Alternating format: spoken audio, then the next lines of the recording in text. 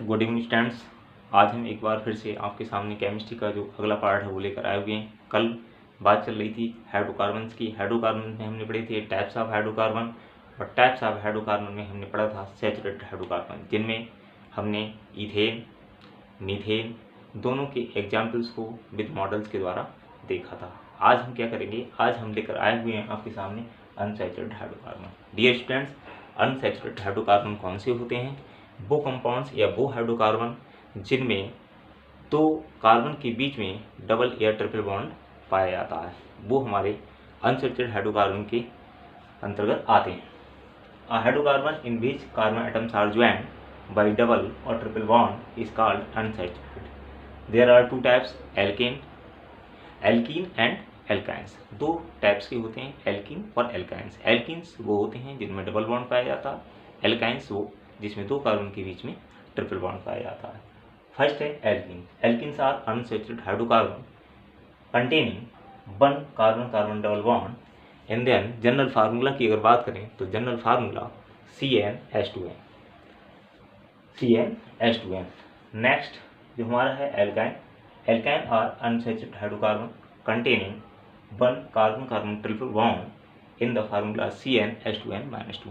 तो हमने देखा अनसैचुरेटेड हाइड्रोकार्बन को। अनसैचुरेटेड हाइड्रोकार्बन में हमने दो टाइप्स के हाइड्रोकार्बन्स को देखा, जो आपके कौन कौन से हो गए, एल्कीन्स हो गए, एल्काइंस हो गए। एल्कीन कौन से हो गए, जिनमें दो कार्बन के बीच में डबल बॉन्ड पाया जाता है।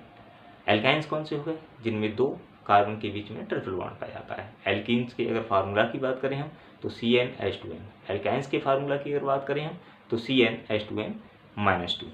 हम मॉडल के द्वारा फर्स्ट एग्जाम्पल देखेंगे, ये किस तरह से इसका मॉडल को रिप्रेजेंट करेंगे। तो आइए देखते हैं हम। डियर स्टूडेंट्स, इस तरह से ये एक कार्बन है।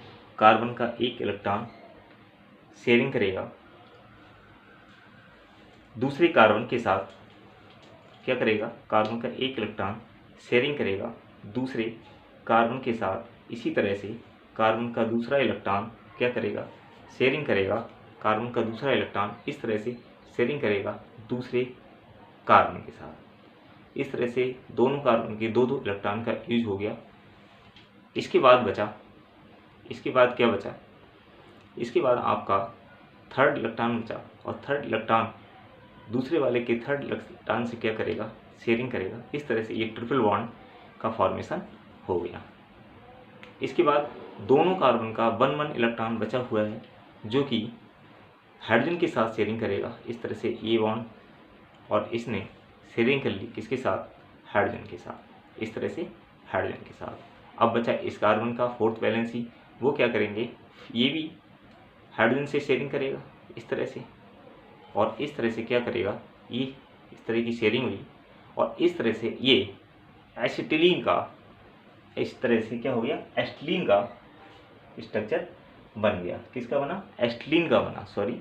और ये एल्काइंस का एग्जाम्पल हो गया एसिटिलीन, जिसमें थ्री इलेक्ट्रॉन दूसरे कार्बन के 3 इलेक्ट्रॉन से शेयरिंग कर रहे हैं और ट्रिपल बॉन्ड का फॉर्मेशन कर रहे हैं।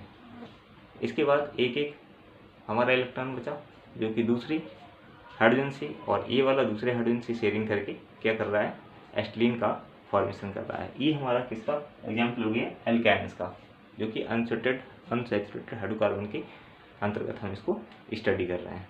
इसके बाद अगर बात करें कि किस तरह से हम एल्काइन का स्ट्रक्चर बनाएंगे। डियर स्टूडेंट्स, ये एक कार्बन, अदर कार्बन, एक कार्बन की शेयरिंग एक इलेक्ट्रॉन के साथ हो चुकी है। दूसरा इलेक्ट्रॉन दूसरे कार्बन के साथ इस तरह से शेयरिंग करेगा। दोनों इलेक्ट्रॉनों के अब दो दो इलेक्ट्रॉन्स फ्री बचे हैं।